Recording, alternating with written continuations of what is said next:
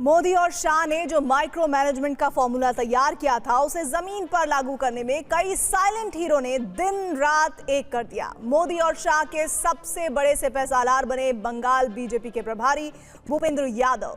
मोदी और शाह ने भूपेंद्र यादव को जो जिम्मेदारी सौंपी थी उसे उन्होंने 100% सटीकता के साथ निभाया। नतीजा ये रहा कि पश्चिम बंगाल पूरी तरह से भगवामय हो गया।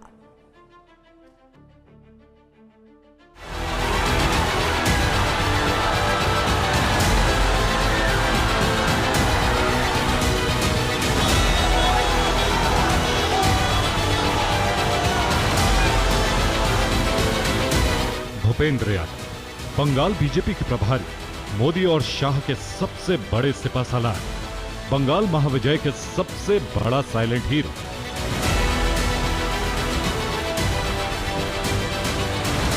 प्रधानमंत्री नरेंद्र मोदी और गृह मंत्री अमित शाह ने पश्चिम बंगाल में बूथ मैनेजमेंट का जो अद्भुत ब्लूप्रिंट तैयार किया था उसे जमीन पर अमली जामा पहनाने में भूपेंद्र यादव ने बड़ी भूमिका निभाई। भूपेंद्र यादव ने संगठन के माइक्रो मैनेजमेंट पर ध्यान केंद्रित किया, बूथ स्तर तक कार्यकर्ताओं को सक्रिय करना और चुनावी प्रक्रिया से जुड़ी कानूनी चुनौतियों को संभालना, यही उनकी विशेषता रही। इसी के दम पर बीजेपी की जमीनी पकड़ मजबूत हुई। बंगाल की जो वर्तमान ममता बनर्जी के शासनकाल की जो दुरावस्था है उसको देखकर, बंगाल के नौजवानों के भविष्य का संकल्प देकर विकसित बंगाल बनाने के लिए भारतीय जनता पार्टी और प्रधानमंत्री नरेंद्र मोदी जी के नेतृत्व में जो समाज के सभी वर्ग आज एक विकसित बंगाल बनाने का संकल्प ले गए, वो भूपेंद्र यादव ही हैं जिन्हें 2021 के चुनाव परिणामों की गहन समीक्षा की और हार के कारणों पर गृह मंत्री अमित शाह के साथ चर्चा की। इसी चर्चा के आधार पर पश्चिम बंगाल के लिए चुनावी रणनीति तैयार की है।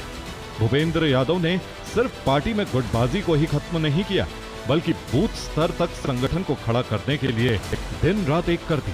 शाह के माइक्रो मैनेजमेंट और भूपेंद्र यादव की मेहनत ने बंगाल में दीदी के दुर्ग को ध्वस्त कर दिया।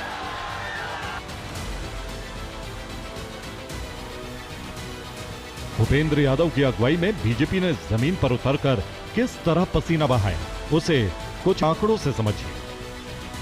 बंगाल में 12,000 स्ट्रीट कॉर्नर सभाएं की हैं, 1,65,000 आंगन बैठकें बीजेपी द्वारा की गई, 82,000 बूथ को चुनावी वॉर रूम से कनेक्ट किया गया। हर बूथ पर सप्त ऋषि प्लान, यानी हर बूथ पर 7 बीजेपी सदस्यों को जिम्मेदारी दी गई। देखिए, भूपेंद्र यादव जी की सबसे खास बात यह है कि वो कोई अपने लिए पब्लिसिटी नहीं लेते, वो अपने श्रेय नहीं थी। इस पूरे इलेक्शन में आप बता दीजिए कितनी बार उनकी कोई बाइट देखी गई हो या उनकी तस्वीर देखी गई हो, वो नहीं रहते। वो बिहाइंड द सीन रह के तार जोड़ने का काम करते हैं, संगठन को वहाँ का जो उनको जिम्मेदारी दी गई है उसका पूरी तरह निर्वहन करते हैं।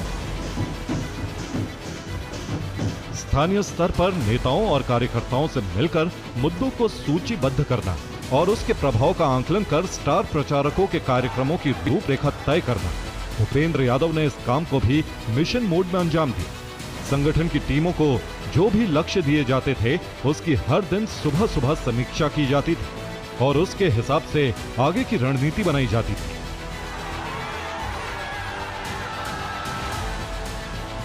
मोदी और शाह ने भूपेंद्र यादव पर भरोसा यूं ही नहीं जताया।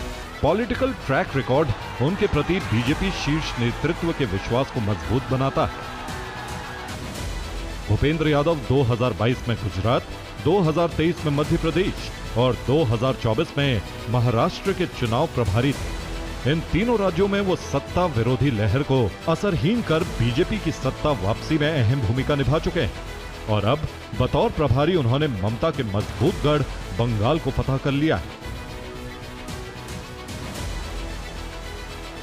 बंगाल विजय के बाद अब भूपेंद्र यादव का कद बीजेपी में और भी बढ़ गया है। Bureau report, TV9 Bharatvarsh.